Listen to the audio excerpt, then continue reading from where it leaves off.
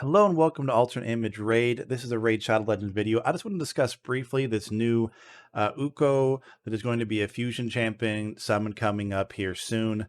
And I want to talk a little bit about her abilities and then a couple quick tips for what you can do to prepare for this, even though you don't have a lot of time left. So obviously the first thing we see here is her A1 has an attack all enemies.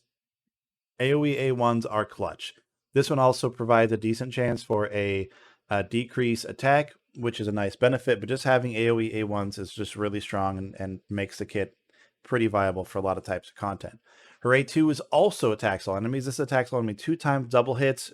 Again, provides even more diverse content they can get into. Each chance has a 75% chance, or each hit has a 75% chance to remove 2 random buffs from the target. Most likely this will book to 100% chance. That is pretty nice. Places the block buffs and a decreased attack.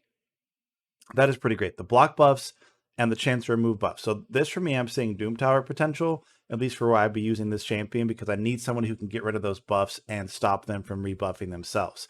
Doom Tower is an option for this. Also Hydra probably. Arena, really diverse move. It can go kind of anywhere.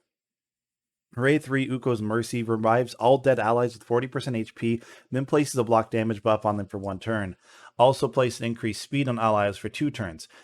Now, the downside of this one is it will place the speed even if there are no dead allies. I would 100% rather this ability only proc off of the revive, because this will happen if you try to play this champion on auto. She will revive or attempt to revive. Nobody will be dead. She'll place the speed. Then your people will die.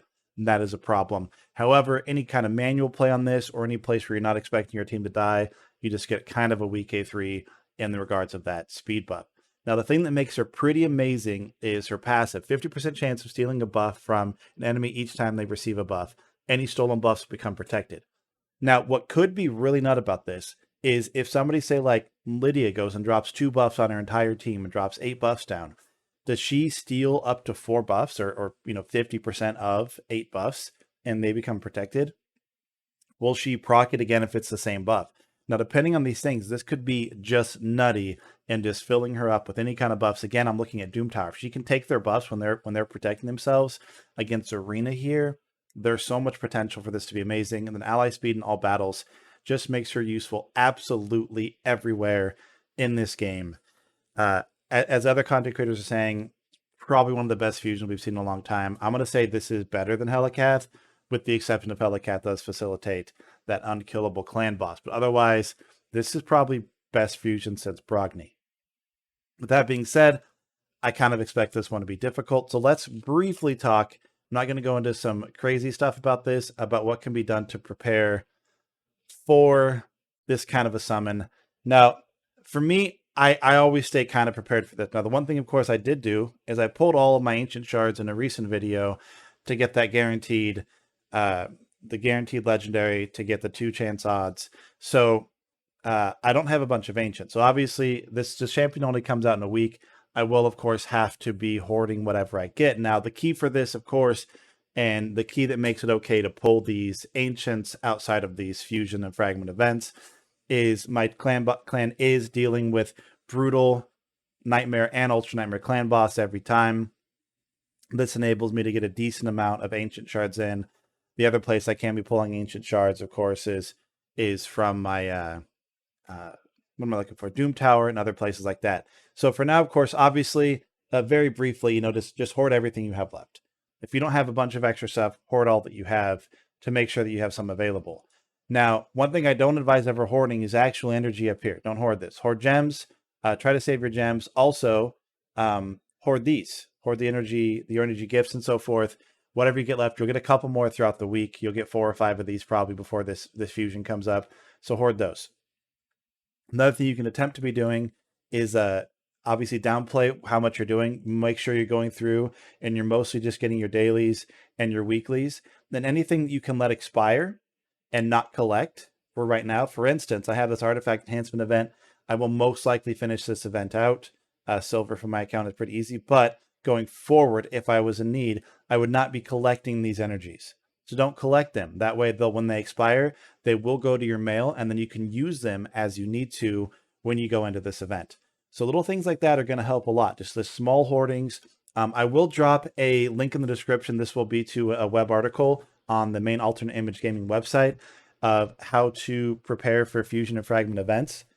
That kind of takes a little bit longer preparation than what's going to be done right now. Right now, it's mostly just getting a holding pattern, try not to spend too much resources, do your dailies, get those done, but don't be spending a lot of extra resources. Just go through, collect all your stuff, get all your free rewards, and kind of prepare.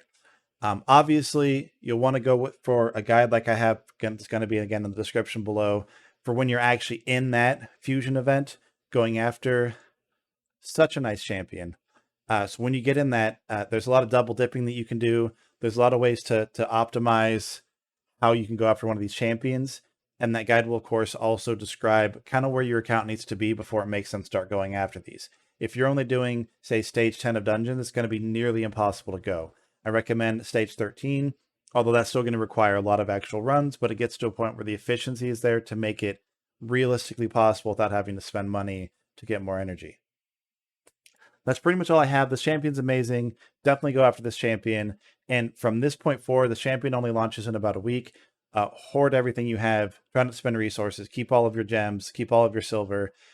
Do not let your energy overcap. Again, we do not want this energy to go above 130 if possible. That is a waste of your resources.